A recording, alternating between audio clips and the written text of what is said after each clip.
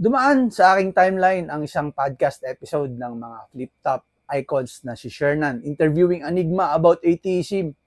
At nung panoorin ko ito, parang gusto kong pumasok sa screen ng cellphone ko at sumama sa talakayan nila at maipagtanggol ko man lamang ang word ni Lord na hindi na ako consider sa kanilang talakayan. So here, I decided to just make a reaction video about their discussion. And mahaba yung kanilang usapan, about 22 minutes. So hahatiin ko to into 3 parts. And I will at least, kasi walang pro-Jesus sa usapan nila, pare silang kulang sa kaalaman sa Bible. Marami silang tanong na hindi naman nasagot. So this video is not to bash them, condemn them, or judge them. Hindi ko rin objective na i-content ang content nyo. Wala sa puso ko ang pagkakitaan ng video na ito. Wholeheartedly, this is just to answer the things na naging malabo sa usapan. Kasi sa opinion ko, ito ay delikado. They are influencers. Maraming humahanga sa kanila. Baka yung mga kabataan dyan, mga high school, yung mga college, ang reaction nila, wow! Ang cool ni Enigma. And I want to be like him.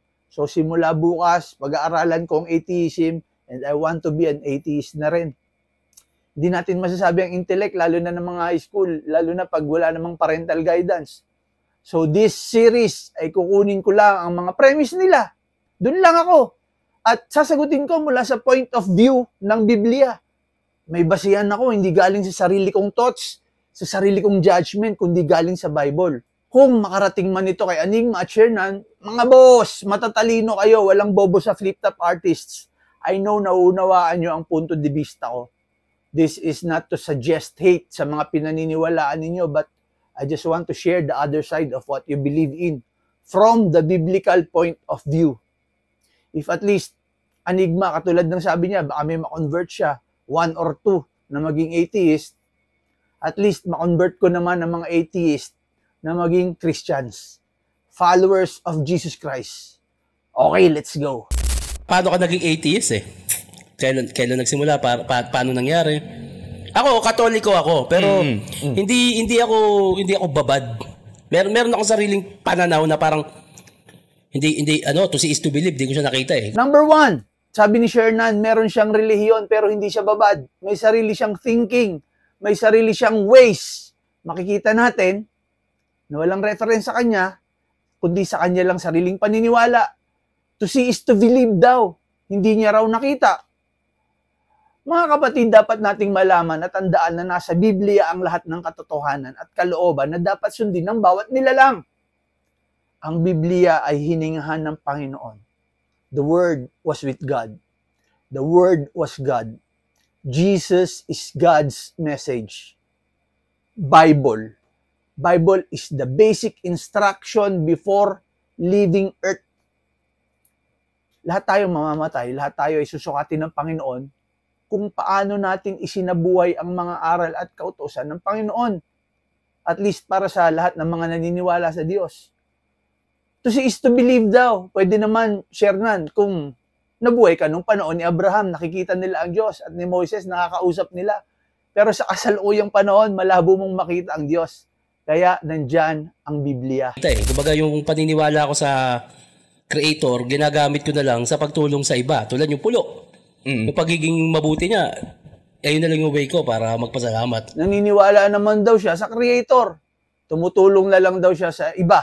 At yon ang way niya para magpasalamat. Ephesians 2, verse 8 to 9, salvation is a gift from God, received through faith, and not earned through good works, so that no one could boast. Pare, ang pagliligtas ng Panginoon ay hindi earned through good works. Kahit ano pang kabutihan ng ibigay, gawin mo sa kapwa mo, salvation is not there. It is from genuine faith to the Lord. Sumunod sa kanyang mga aral at kalooban. Good works is just the byproduct of faith. Bago makredit ang good works mo, tanggapin mo muna si Jesus. Sumunod, sumampalataya sa kanya bilang tagapagligtas. At saka ka gumawa ng pagtulong sa kapwa. Hindi,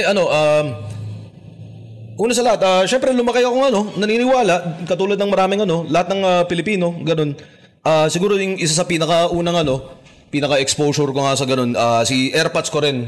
Kasi si AirPods ko rin, atheist din talaga siya. Tapos parang nung bata ako, naalala ko yun hindi ko malala kung ano yung sitwasyon pero parang nabanggit niya na parang, hindi kasi totoo yan Tapos parang, bakit naman? Tapos parang, hindi, basta. Tapos mula doon, parang natanim na sa utak ko na posible siyang hindi totoo. Tapos yun, parang mula doon, parang nagsariling hindi ko si AirPods kasi hindi ko siya masyadong makausap ng malalim sa ganung bagay. Parang siya yung siya yung klase ng AirPods na na old school kumbaga na parang ikaw bahala, parang pagdaanan mo mag-isa, hindi kita tutulungan sa sa mga ganito ganyan. Parang kahit na siya yung nagtanim sa utak ko Tumuloy pa rin ako na pagkatapos kong narinig yun sa AirPods ko, parang yun nga, nagsakristan pa ako. Elementary, yun, nagsakristan rin ako. So, nabinyagan ka? Hindi? Confirmed ako. Talaga? Required sa school Parang inaano ko rin, parang inaaral ko rin yung Biblia rin dati, yung tas, pero habang yun, parang kapag may paliwanag sila, parang hindi sapat para sa akin. Parang teka, kung ganito, ba't ganyan? Kung ganyan, ba't ganito? Tas, may ganun din ako bilang Katoliko. Tas which is tingin ko napaka-natural sa karamihang tao, 'di ba? Yung pagdududa. At yung mismong Catholic, 'di ba? Parang tinuturuan ka pa kung paano labanan yung duda na yun, pagdududa na yun, 'di ba? Paano mo kukontrahin yung pagdududa, parang sinasabi pa nga doon, boss, na pag di ka naniwala, kumukontra ka sa katotohanan. Hindi. Bawal ka bang maging mag-isip, mag-question, 'di ba? Parang kontrolado nyo na ba lahat lagi?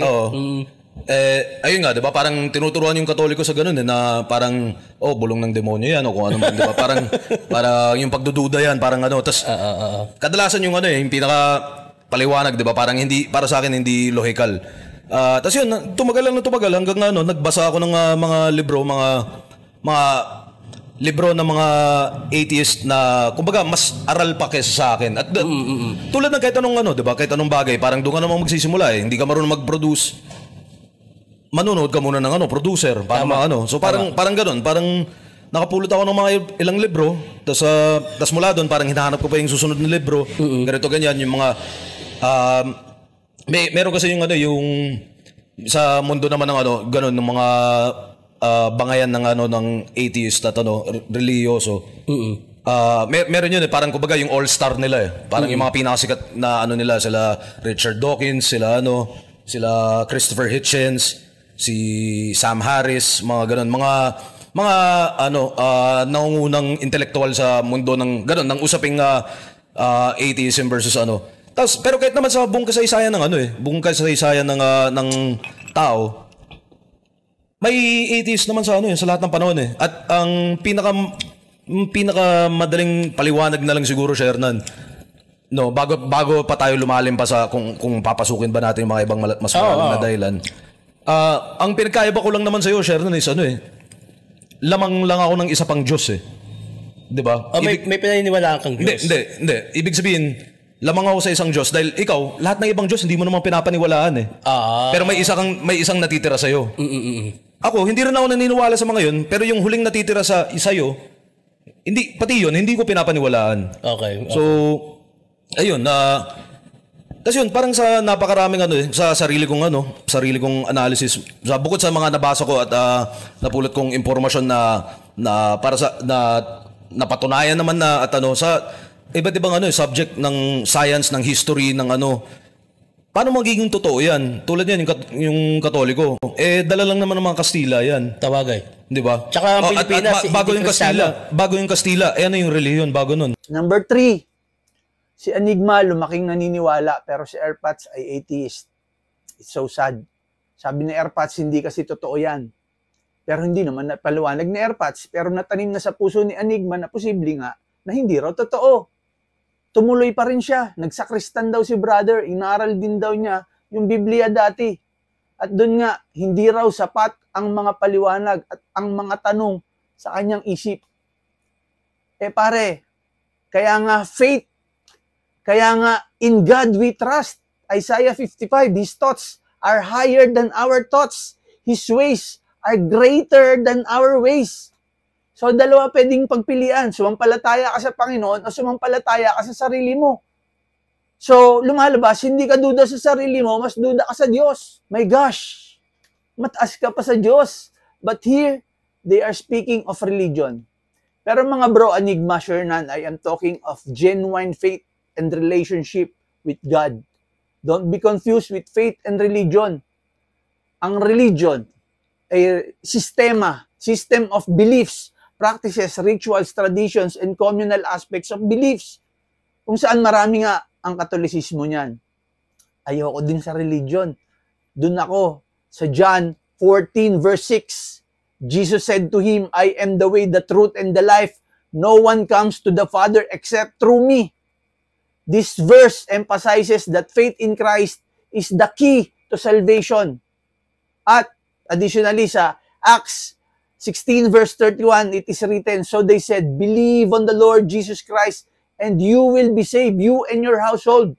So this indicates that belief in Jesus Christ is essential for salvation rather than mere affiliation with any religious organization.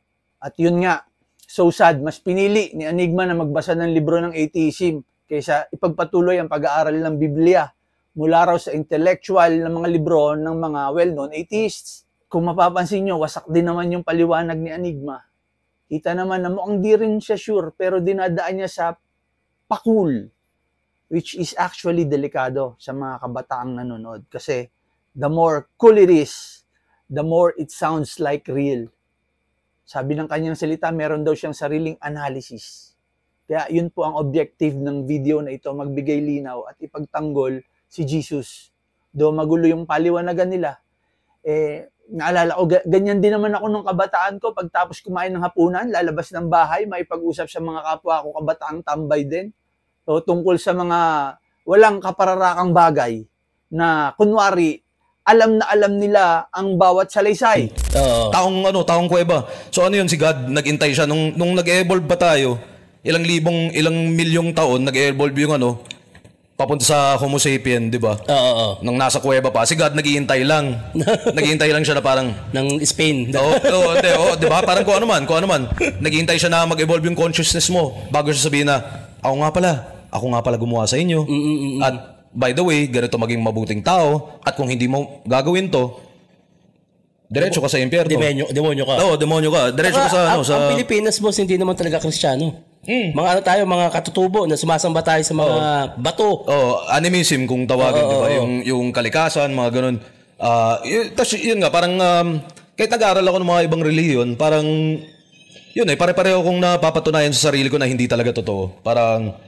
Pero yun yung pinaka-simple talaga, yung parang yun nga, ilang taon ng mundo, ang ilang taon ng planet Earth. Tapos bakit si planet Earth lang? So sa ibig sabihin, sa tagal ng edad ng planet Earth, kung may Diyos nga na ganyan na nag-iintay siya, inintay niya na parang mikrobyo pa lang kayo, tapos magiging na kayo, hanggang sa nagkaroon ng isda, tapos yung isda umapak sa lupa, tapos hanggang sa naging malalim na nga yung ganyang usapin. Na diba ano yun, parang inintay niya, tapos parang tagal na naman ng mga tao na to. Hanggang sa nagkamuhang ka bilang tao, bilang evolved na ito na yung pagkakataon ko para umentra. Diba, parang ako gumawa sa inyo. Tapos utang na loob. Medyo blasphemy na sila rito tungkol sa Diyos. Nung nag-evolve daw ang tao mula sa mga taong kuweba, naghintay daw ng spin for the right time na i-claim na oo nga pala, ako nga pala ang gumawa na sa inyo at ito ang dapat ninyong gawin. Kasi pag di ka sumunod, demonyo kayo. Nasa context ba yon ng aral ni Jesus Christ? Mikrobyo pa lang daw kayo, etc. Tapos naging isda, naghintay si Lord para dumating ang tamang panahon para umentra. At sabi ni Shernan sa puntong yan, para magkaroon kayo ng utang na loob. Mga brother, patawarin kayo. I am sorry, but that is blasphemy and mockery and direct disrespect sa Panginoon. Sa Genesis 1, verse 27, the Bible presents the account of creation. Andyan si Adam and Eve as the first human beings from whom all humanity descends. So God created man in His own image, in the image of God. He created him, male and female, He created them. Alam nyo, yung evolution, yung maunggoy, taong kuweba, Java man, Homo sapiens, Homo erectus, at lahat ng mga prehistoric humanoids, tama, they are also God's creations. and they can coexist. Habang ginawa si Eva at Adan, they can coexist. Pero para banggain mo ang theory ng science tungkol sa evolution at ang salita ng Panginoon, nakakatakot. Bahala kayo. Gusto nyo ba lumabel sa Diyos? To reiterate, the Lord's thoughts is far greater from our thoughts. God is omniscient and omnipotent. He knows everything, not you. And He has all the power to do anything, not you. Kung naniniwala kayo na galing kayo sa unggoy, Homo sapiens, Homo erectus, at kung saan-saan pang humanoids, galing ako kay Eva at Adan, Eva at Adan. Kasi yun ang nasusulat sa Biblia. Umabot na rin ako sa punto, dati kasi mas militante pa ako eh. Siguro kung may gusto pa akong gawin dati, parang maging ganun. Maging parang teacher na parang yung isusulong ko is atheism, no? Pero syempre parang nung tumagal, parang nabawasan yung pagiging militante ko sa ganyan. Parang wala na lang, parang sige, bahala na. Ganun. Hindi naman magbabago buhay ko eh sa kung ano man, di ba? Pero ang sarap lang din makarinig nung ibang side ng opinion, boss. Para sa akin, kasi ako, yung utak ko, mas gusto kong matuto ng mga hindi ko alam. Baka gusto ko makarinig ng ibang opinion. Kasi, kumbaga para sa akin, laging araw-araw aral sa akin. Gusto ko, pag yung opinion mo, gusto ko siyang i-adapt eh. Hindi ko isa sa buhay, pero gusto kong pakinggan para mas lumawak ako. At tingin ko naman, gano'n naman din lahat ng tao eh. Di ba? Kahit anong pinaka maganda na paliwanag ko, hindi mo naman anuin yun eh. Hindi mo naman na siguro may mako-convert ako, isa, dalawa o kung ano man. Pero kahit yung mga na-convert na yun, hindi naman para isabuhay nila yung sinabi ko. Kailangan may sarili silang pagsasaliksik at lahat ng dadaanan nila para makarating sa ganung convictions, di ba? Tapos yun nga, sa kabila naman, lahat ng parang hindi naman sila makikinig sa akin eh. Malamang ibabash pa nga ako tungkol dito. Pero may relihiyong ka na parang natitripan yung gantong paniniwala nila. So, sana, Brother Shernan, marinig mo ang side na ito. Sabi mo nga, gusto mo matuto ng ibang opinion, pero mas okay ito, hindi ito opinion. Katotohanan ng may basis ito. At tama, mas masarap siya pakinggan. Dahil ito ay galing sa Panginoon. Salamat mga kapatid. Tapusin natin ang usapan nila. Watch for the part 2 and part 3 of this 3-part series.